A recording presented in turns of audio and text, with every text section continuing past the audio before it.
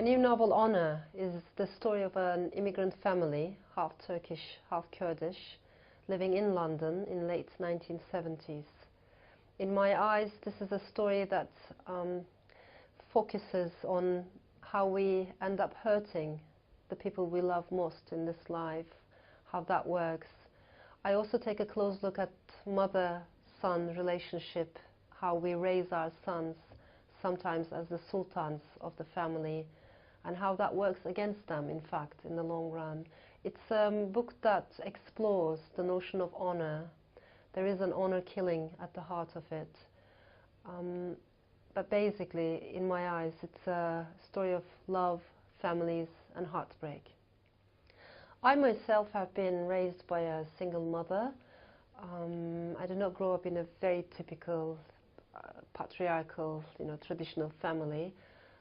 So I was a single working mum, and I observed her all throughout my childhood as a divorcee, perhaps the price my mother had to pay in a very male-dominated society.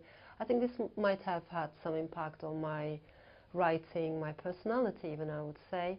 I was also raised for a while by my grandmother, who was a very different kind of woman, in the sense that my mother was very well educated, feminist, independent, very westernized, whereas my grandmother was less educated, more irrational, I would say, more spiritual, definitely, full of superstitions.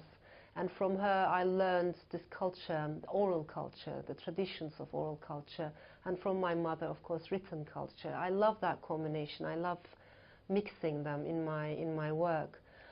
In this book, I write about women in a patriarchal setting. However, that doesn't mean that these women are passive beings, that they're victims. I wanted to show their strength, but also conflicts. In my writings, they're always colorful, strong Muslim women characters, because I've seen these women, I've observed these women, and I know they exist. I divide my time between London and Istanbul. These two cities, in some ways, I find them similar. In some other ways, they're quite different. But I guess what I enjoy most is being slightly nomad, being a nomad and always traveling around the world, being connected to different cultures. I do think of my writing as a drawing compass. One leg of that compass, as you know, is very static. It's based in a certain location. It's rooted. So one leg of my fiction writing is attached to Istanbul, whereas the other leg, in the meantime, draws a huge wide circle around it, traveling around the world, connecting to different cities and cultures. I find London very inspiring for writers, artists, Istanbul as well, in different ways. I also write in two languages, and in that sense, I am commuting not only between cities, but also between languages. I think every book is like a building with multiple doors, entrances, exits, corridors, rooms, different floors.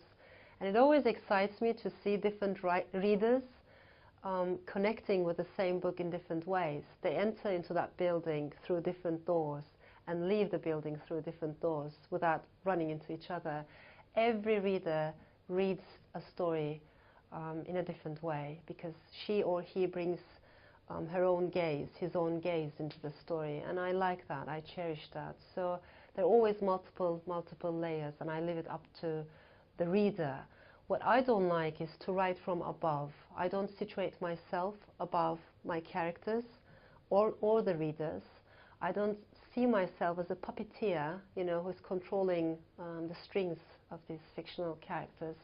I like to lose myself when I'm writing and be on the same level with my fictional characters, put myself in their shoes, stop being Elif and start becoming someone else. It's that transformation that always intrigues me and excites me.